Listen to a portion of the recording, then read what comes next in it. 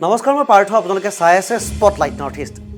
ৰাজ্য কঁপাই যোৱা এটা গণ আন্দোলন, 5জন অসমীয়া তেজাল কিশোৰ যুৱকৰ নিৰ্মম হত্যা, অনেকজনৰ গুলীবিদ্ধ শৰীৰ, ৰাজপথত অসমীয়া যুৱক যুৱতী পুৰুষ মহিলাৰ ওপৰত নিৰ্মম বেত্ৰাঘাত, বহুতক কাৰাগাৰলৈ নিক্ষেপ আৰু তাৰ পিছত ৰাজ্যৰ ৰাজনীতিত ব্যাপক উত্থান পতন। সেই ভয়াৱহ আন্দোলনৰ আপাহত জাগি উঠা জাতীয়তাবাদী চেতনাক চিৰস্থায়ী কৰাৰ উদ্দেশ্যে নতুন ৰাজনৈতিক দলৰ জন্ম। জাতি মাটি ভেটি ৰক্ষাৰ শ্লোগান দি শাসনৰ গাদী দখল কৰা বিজেপিক জাতিৰ লগত কৰা বিশ্বাসঘাতকতা আৰু প্ৰতাৰণাৰ বাবে অসমৰ পৰা পুলিয়ে পোখাই উৎখাতৰ বৰ্জ্য হুংকাৰ। ঠিকেই, আজি কা আন্দোলনৰ কথাকে পাতিবলৈ লৈছোঁ। অসমীয়া জাতিৰ ভৱিষ্যত নিশ্চিন্ন কৰিব বুলি বিবেচিত হোৱা নাগৰিকত্ব সংশোধনী আইনৰ বিৰুদ্ধে এটা বছৰ পূৰ্বে ৰাজ্যত যি অভূতপূৰ্ব ছাত্ৰ গণ অভ্যুত্থানৰ সাক্ষী হৈছিল, তাৰ চুক হয়তো বহুতৰে মনত এতিয়াও সজীৱ। বহুতে হয়তো পাহৰিলে। গুৱাহাটীকে ধৰি ৰাজ্যৰ ভিন্ন প্ৰান্তত নিৰস্ত্ৰ প্ৰতিবাদকাৰীৰ ওপৰত চৰকাৰী বাহিনীৰ অকথ্য শাৰীৰিক নিৰ্যাতন, পুনৰ 5গৰাকীকৈ অসমীয়া যুৱকৰ তেজেৰে অসম ভূমি ৰাঙলী হোৱাৰ পাছতো শাসক পক্ষৰ বন্দুক বাৰুদ লাঠিচাৰ্জ কাৰাগাৰলৈ ভয় নকৰি হিলদল ভাঙি ওলাই আহিছিল মানুহ। স্বাভাৱিক জীৱন যাত্ৰা ব্যাহত হোৱা ৰাজ্যত বিজেপিৰ মন্ত্ৰী বিধায়কক দেখিলেই লেইলেই চেই কৰিছিল ৰাইজে। আনকি পৰিস্থিতি এনে পৰ্যায় পাইছিলগৈ, সেই সময়ত ঘৰৰ পৰা বাজ হ'বলৈ ভয় কৰিছিল জনপ্ৰতিনিধিয়ে। সকলোৱে ধাৰণা কৰিছিল কা আনি অসমীয়াক জোকাই লোৱা বিজেপিক পৰৱৰ্তী বিধানসভা নিৰ্বাচনত ভালকৈ এসেকা দিব ৰাইজে। সেইবাবে কংগ্ৰেছৰ অপশাসন নাপাহৰা ৰাইজে ৰাজ্যত বিচাৰিছিল বিজেপি কংগ্ৰেছ বিৰোধী বিকল্প ৰাজনৈতিক শক্তি। আৰু ৰাইজৰ এই আকাংক্ষাৰ আঁত ধৰিয়ে ৰাজ্যত গঠন হ'ল সৰু বৰ কেইবাটাও আঞ্চলিক ৰাজনৈতিক দল। কিন্তু সমাগত নিৰ্বাচনত কা সঁচাকৈ এটা ৰাজনৈতিক কিছু হৈ আছেনে? কা আনি অসমীয়াৰ আৱেগত আঘাত শুনা বিজেপিক ৰাইজে শাস্তি দিবনে? কাৰ আঁত ধৰি গঠন হোৱা নতুন দলবোৰে আঞ্চলিকতাবাদৰ ধ্বজা উৰাব পাৰিবনে? বিজেপিয়ে কৈছে কা এতিয়া ৰাজনৈতিক ইছ্যু নহয়, ৰাইজে উন্নয়ন বিচাৰে, আন্দোলন নহয়। সেই ৰাইজ বিজেপিৰ পক্ষত আছে, আন্দোলনকাৰীৰ পক্ষত নাই। হয়তো বিজেপিয়ে কোৱাৰ ধৰণে অসমত কা এতিয়া নিৰ্বাচনী ইছ্যু হৈ থকা নাই, কিয়নো মাত্ৰ এটা বছৰ পূৰ্বে কাক লৈ ৰাজ্যত বিজেপিৰ বিৰুদ্ধে ৰাজ্যৰ যি ক্ষোভ আছিল, সেয়া হয়তো এতিয়া বৰ্তি থকা নাই। কাক লৈ ৰাজনৈতিক দলসমূহেও বলিষ্ঠভাৱে ৰাইজৰ কাষ চপাত হয়তো ক'ৰবাত ব্যৰ্থ হৈছে। কংগ্ৰেছে কাক লৈ নিৰ্বাচনী সভাবোৰত মন্তব্য কৰি আহিছে যদিও পূৰ্বৰ অভিজ্ঞতাৰ পৰাই কংগ্ৰেছৰ কথা বতৰাত হয়তো আশ্বস্ত নহয় সৰ্বসাধাৰণ।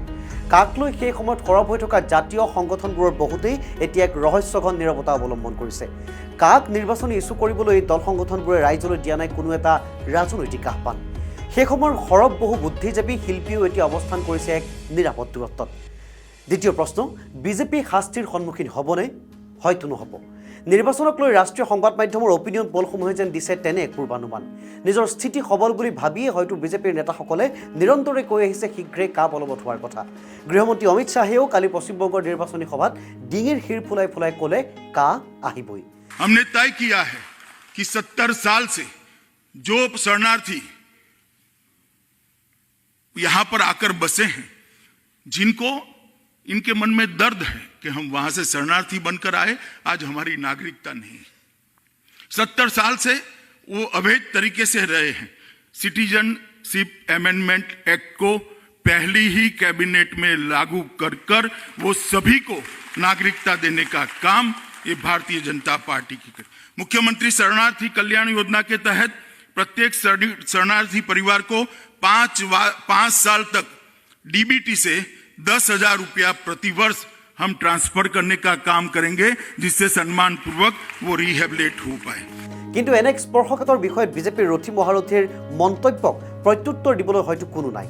শেহতীয়াভাৱে সাপো মৰক লাঠিও নাভাগক নীতিৰে সদৌ অসম ছাত্ৰ সন্থাই কাৰ বিৰুদ্ধে আন্দোলনৰ কাৰ্যসূচী গ্ৰহণ কৰিছে যদিও সেই শাসক পক্ষৰ বিৰুদ্ধে ৰাইজক সিদ্ধান্ত গ্ৰহণ কৰিবলৈ উদ্বুদ্ধ কৰিবনে নোৱাৰে, সেয়া এক প্ৰশ্নৰ বিষয়।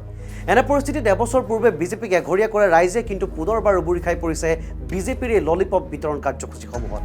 তৃতীয় কথা, কা আন্দোলনৰ গইনালৈ গঠন হোৱা নতুন দল, বিশেষকৈ লুৰিণজ্যোতি গগৈ নেতৃত্বাধীন অসম জাতীয় পৰিষদ আৰু অখিল গগৈ নেতৃত্বাধীন ৰাইজৰ দলে নতুনকৈ জাগ্ৰত হোৱা জাতীয়তাবাদী চিন্তা চেতনাক সাৰথি কৰি লৈ আঞ্চলিকতাবাদৰ ধ্বজা উৰুৱাবলৈ সক্ষম হ'বনে?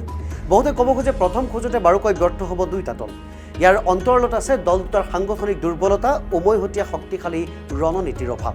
আনহাতে দল দুটাৰ অপৰিপক্ক ৰাজনৈতিক সিদ্ধান্তৰ বাবে বহু সমষ্টিত ভোট বিভাজনৰ দ্বাৰা বিজেপিহে লাভান্বিত হ'ব বুলি বহুতে আশংকা প্ৰকাশ কৰিছে। এনে পৰিস্থিতিত ৰাইজো এক প্ৰকাৰ বিভ্ৰান্ত।